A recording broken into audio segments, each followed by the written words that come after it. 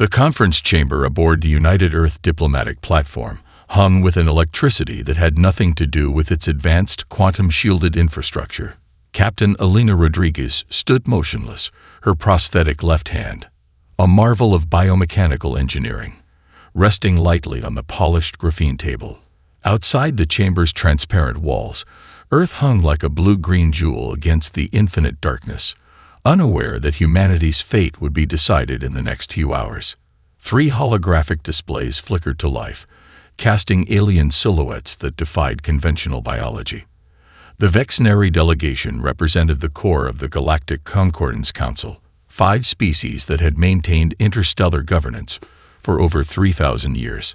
Their leader, Krellux, towered nearly 3 meters tall, a crystalline being whose body shifted and refracted light like a living prism. Elena studied the alien carefully, her cybernetic eye, a replacement from her military days, scanned and analyzed micro-expressions, body language, and subtle electromagnetic emissions that human senses could never detect. Years of xenopolitical training and classified military experience had prepared her for this moment, but nothing could have prepared her for the sheer alienness of the beings before her. Humanity's expansion must cease.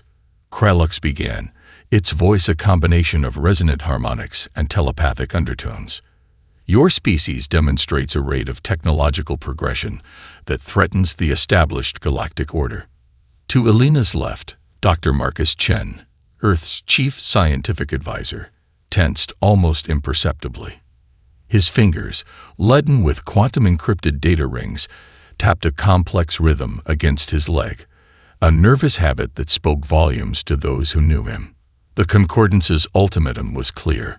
Humanity would be limited to its current star systems. No further colonization. No additional technological development beyond carefully monitored parameters. Violation would result in complete quarantine, effectively a death sentence for a species on the brink of true interstellar capability. Elena's mind raced through possible responses. The diplomatic training insisted on measured words, but the soldier in her saw this for what it was, a threat designed to clip humanity's wings before they could truly spread. With all due respect, she responded, her voice calm and precise. Earth has demonstrated remarkable capacity for peaceful expansion. Our colonial efforts have been meticulously planned, with extensive ecological and cultural preservation protocols. Krellux's crystalline form shifted, producing a sound that might have been laughter in another context. Peaceful. Your species has a documented history of conflict. Your technological progression follows a logarithmic curve that defies all standard developmental models. Behind the alien delegation, secondary representatives from other council species observed. The slug-like Retotal, the energy-based Luminary, the silicon-based Krenak, each watching with a mixture of curiosity and barely concealed contempt. What they didn't see was the network already in motion. At that very moment, distributed research teams across Earth were analyzing every piece of data from this encounter. Underground labs in Tokyo, quantum research facilities in Buenos Aires, advanced computational centers in Lagos, all working in a silent, synchronized effort. Dr. Chen leaned forward, his voice measured.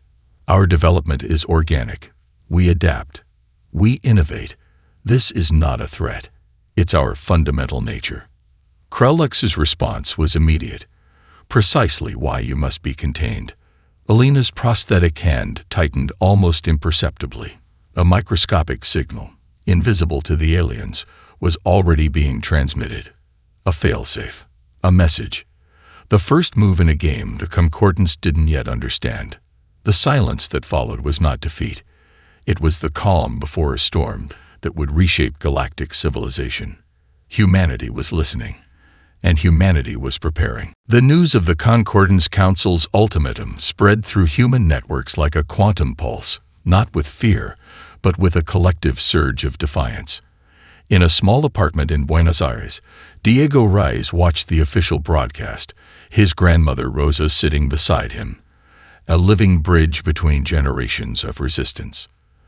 They think they can stop us, Rosa muttered, her fingers tracing the intricate circuit board she was modifying. At 72, she was a legendary cryptographer who had spent her career breaking impossible codes. The walls of the apartment were lined with historical artifacts, old encryption devices, quantum computing prototypes, snippets of technological history that told the story of human innovation.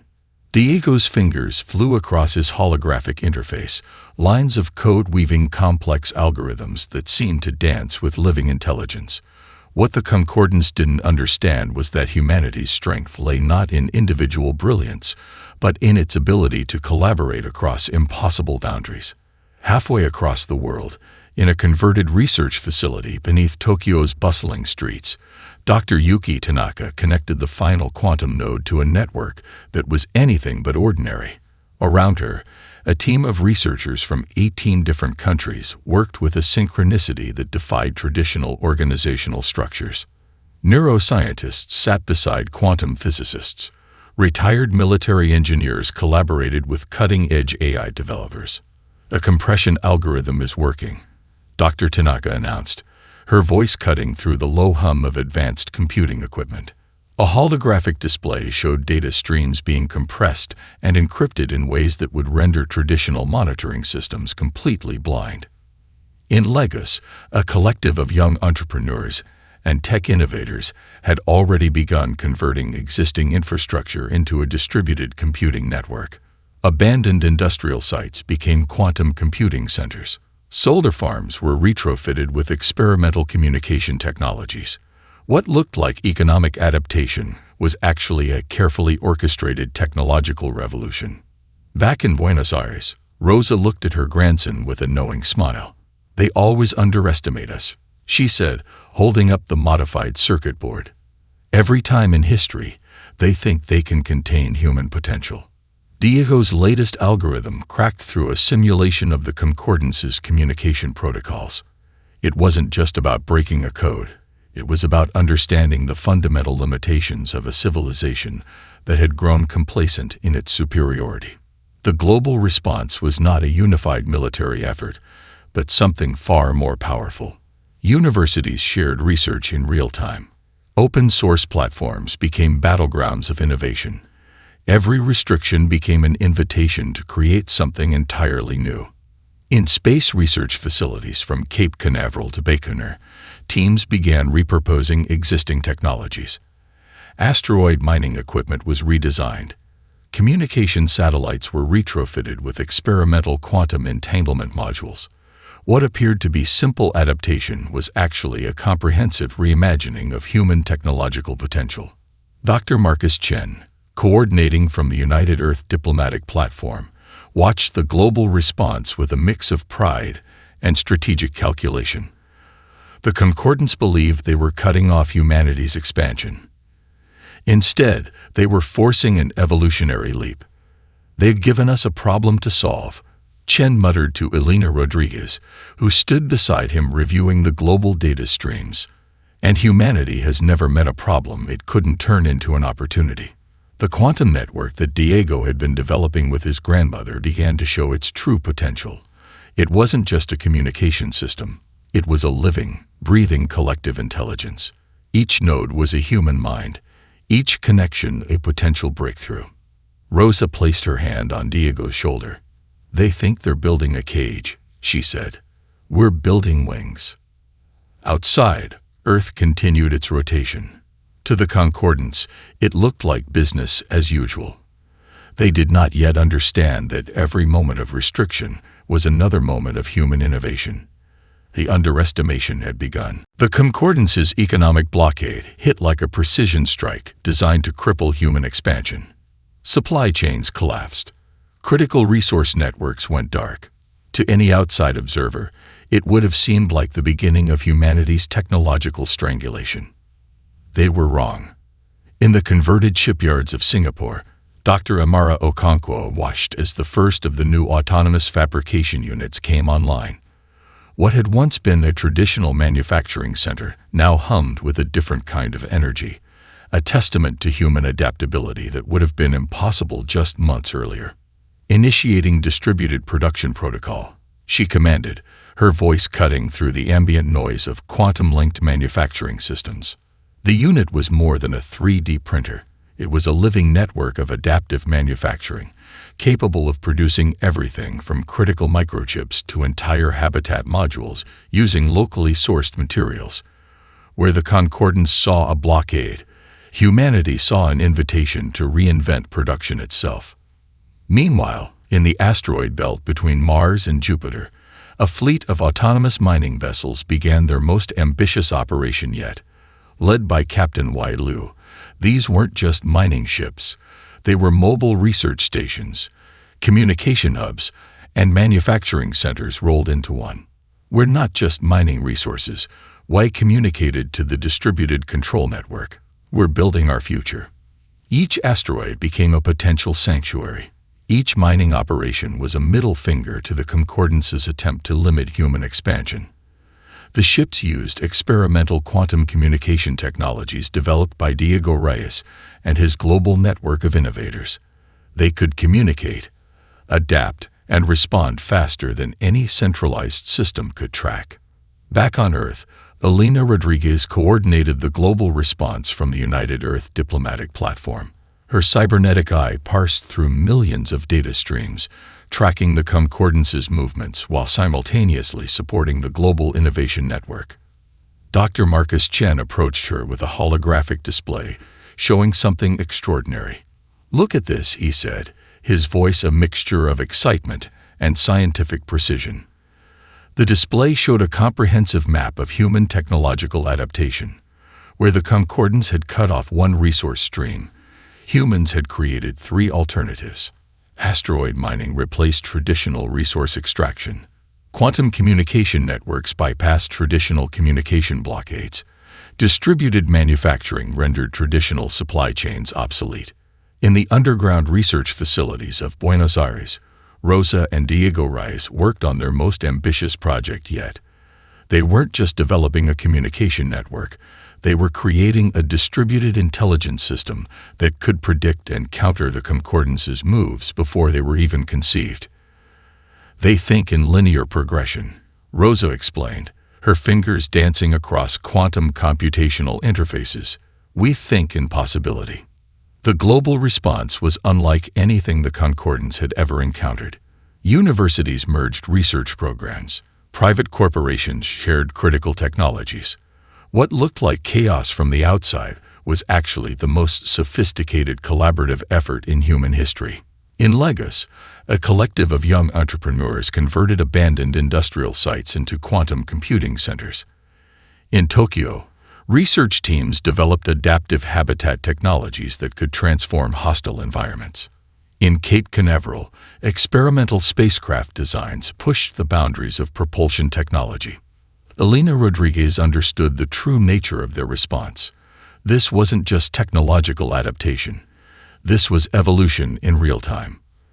"They're trying to build a cage," she communicated to the global network. "We're rewriting the rules of the game." The Concordance watched, unable to comprehend the transformation happening before their eyes. They had attempted to limit humanity. Instead, they had unleashed a force of innovation that would reshape civilization itself.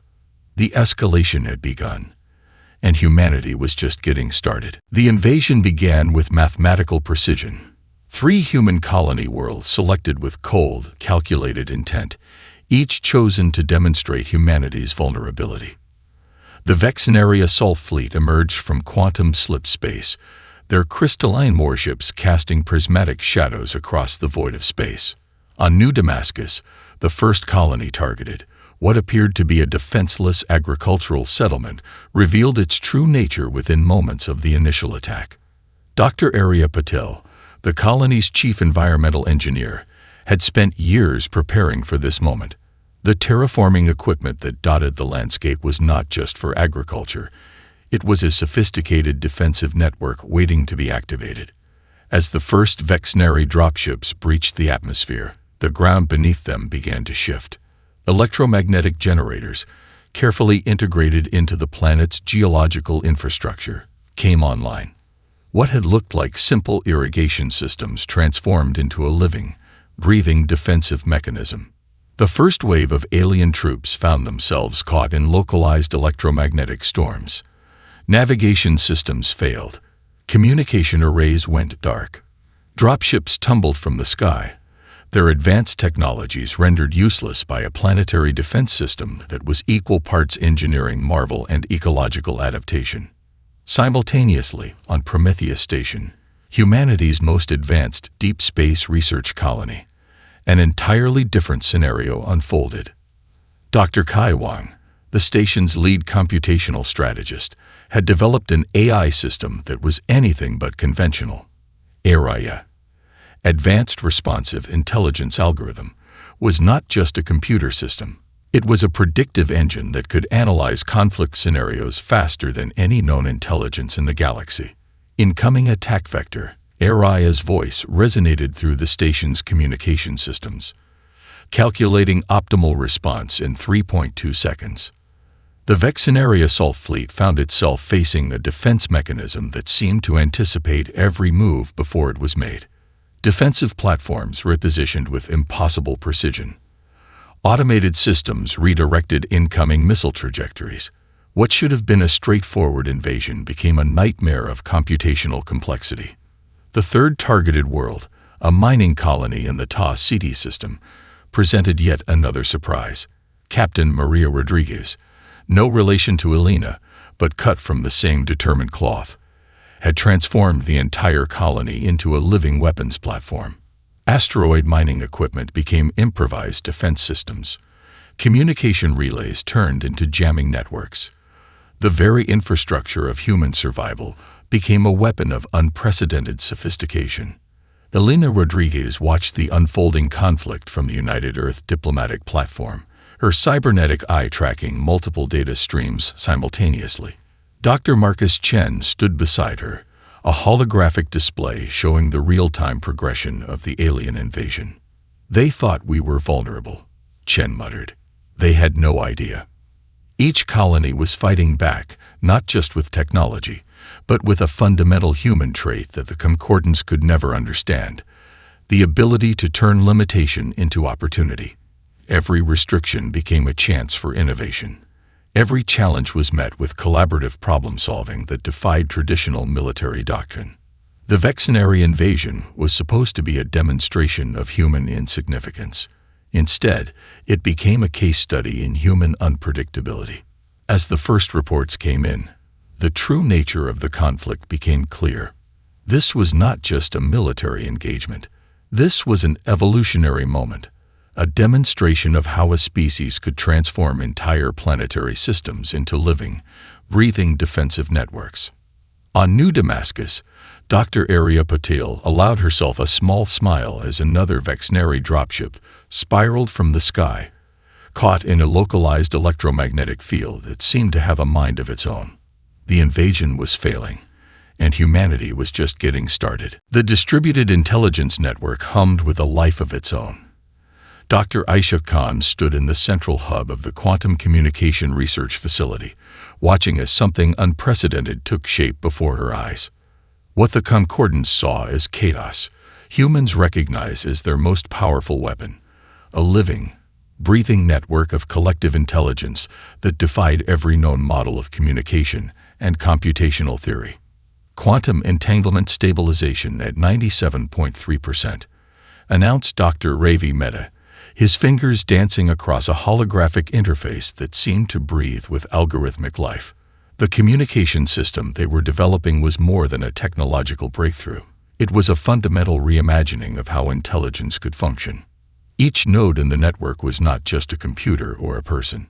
It was a collaborative intelligence that could adapt, learn, and respond faster than any centralized system could comprehend. Universities in Tokyo shared real-time research with labs in Buenos Aires.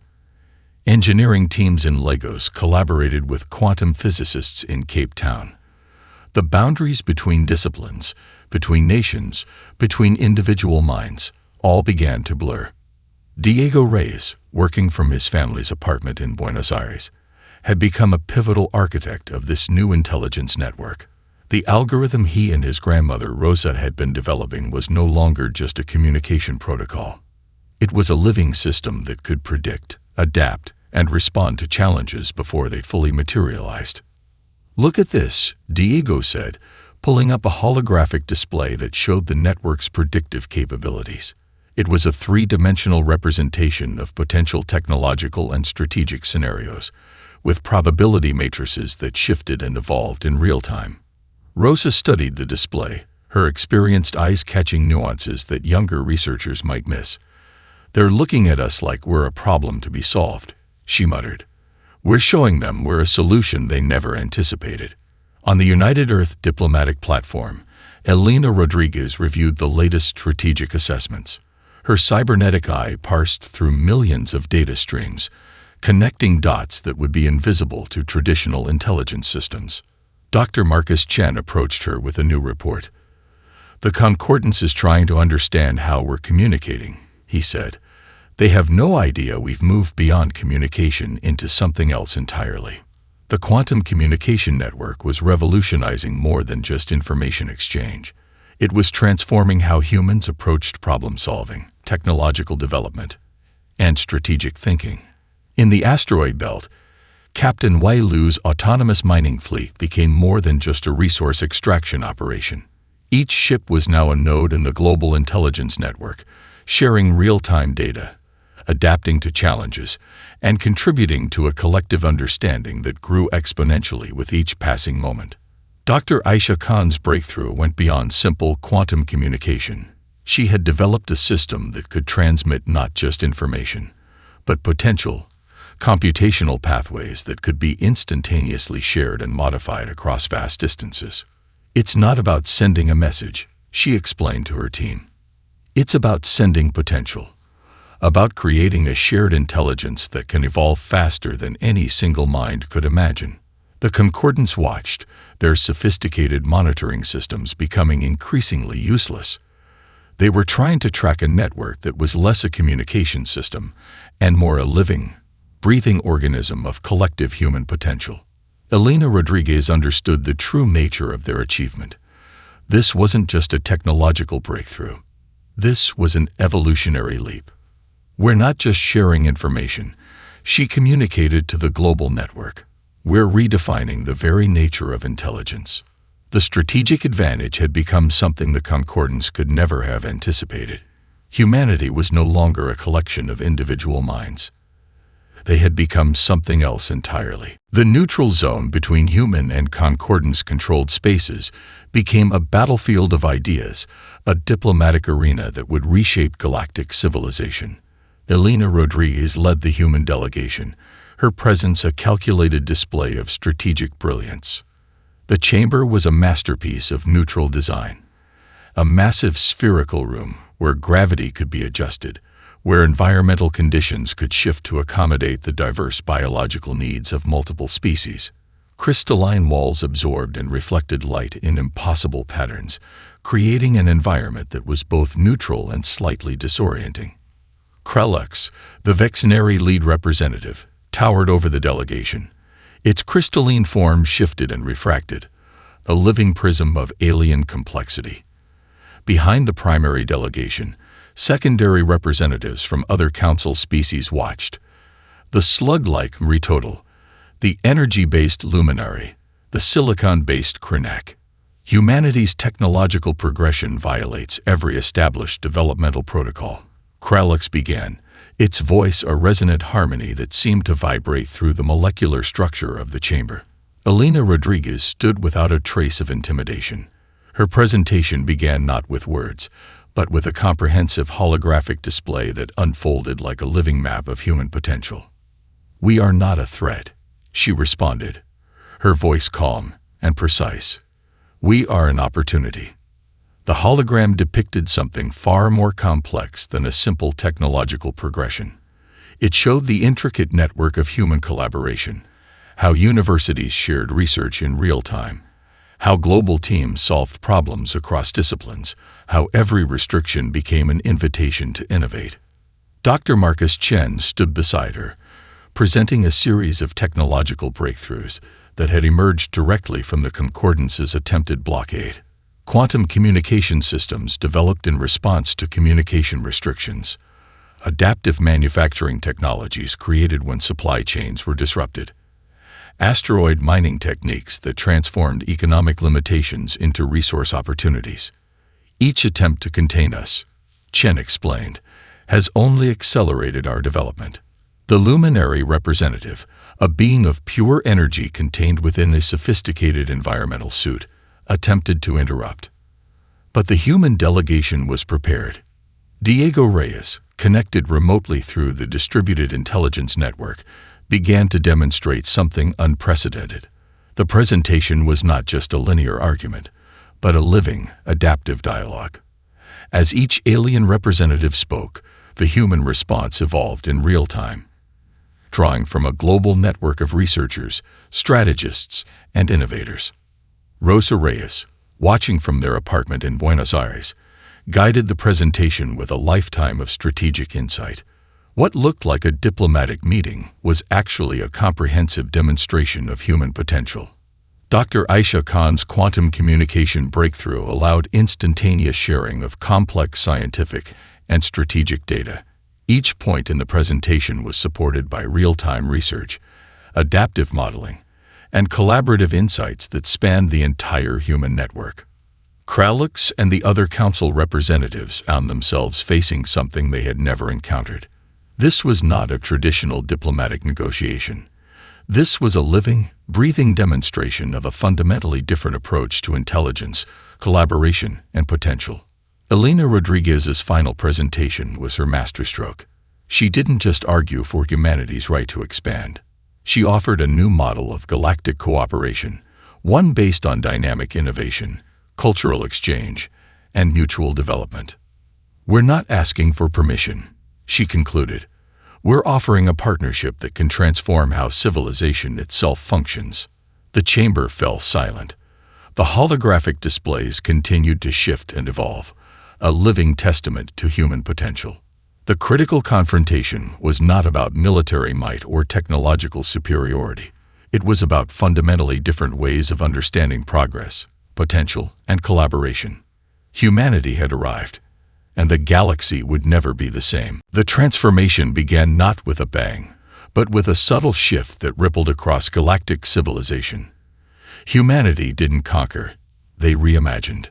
Dr. Elena Rodriguez stood on the observation deck of the United Earth diplomatic platform, watching as the first collaborative research stations came online. These were not human stations. They were not concordance stations. They were something entirely new. Aboard the Prometheus collaborative research vessel, scientists from 12 different species worked together on problems that would have been unthinkable mere months ago. A total biochemist worked alongside a human geneticist. A Krenak computational expert collaborated with a luminary quantum physicist. The barriers between species began to dissolve, replaced by a shared language of innovation.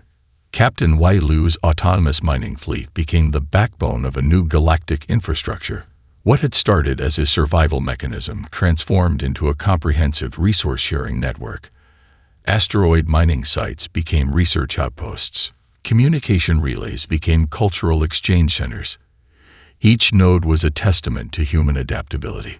On New Damascus, Dr. Arya Patel's terraforming technologies were being adapted by species across multiple star systems. The ecological restoration techniques developed to defend the colony now offered hope to worlds ravaged by centuries of unsustainable development. Planetary engineering became a collaborative art form, with human innovations at its core. Diego Reyes and his grandmother Rosa watched from their apartment in Buenos Aires as the distributed intelligence network they had developed began to reshape entire systems of governance. It was more than a communication technology. It was a new way of thinking, a collaborative intelligence that transcended individual limitations. "We didn't defeat them," Rosa explained, her eyes bright with understanding. "We showed them a better way." The concordance found itself facing a fundamental transformation. Their rigid hierarchical system, built over thousands of years, began to crumble in the face of human-inspired collaborative models. Research became open source. Technological developments were shared in real time. The very concept of proprietary knowledge began to shift. Dr. Marcus Chen coordinated the next phase of human expansion, if expansion was even the right word. It was more like integration. Human research teams were now embedded in scientific communities across multiple star systems. The boundaries between species began to blur. Dr. Aisha Khan's quantum communication breakthrough became the foundation of a new galactic communication network. Information flowed not just faster, but with a kind of adaptive intelligence that transformed how different species understood each other. Translation was no longer about converting words, but about sharing context, emotion, and potential. The military fleets that had once threatened humanity now became collaborative exploration units. Defensive technologies were repurposed into planetary restoration tools. The technology of war became the technology of mutual survival. Elena Rodriguez understood the true nature of their achievement. This was not about human superiority. This was about demonstrating a fundamentally different approach to civilization itself. On hundreds of worlds, human-inspired collaborative centers emerged. They weren't conquests. They were invitations. Invitations to think differently, to collaborate, to see potential where others saw limitation. The Vexenari, once the most rigid of the concordant species, found themselves at the forefront of this transformation. Their crystalline civilization began to adopt human-inspired adaptive technologies. Rigid hierarchies gave way to collaborative networks. We're not changing them, Elena communicated to the global human network. We're offering them a mirror, showing them what's possible when limitation becomes opportunity. The overwhelming response was not about military might or technological superiority.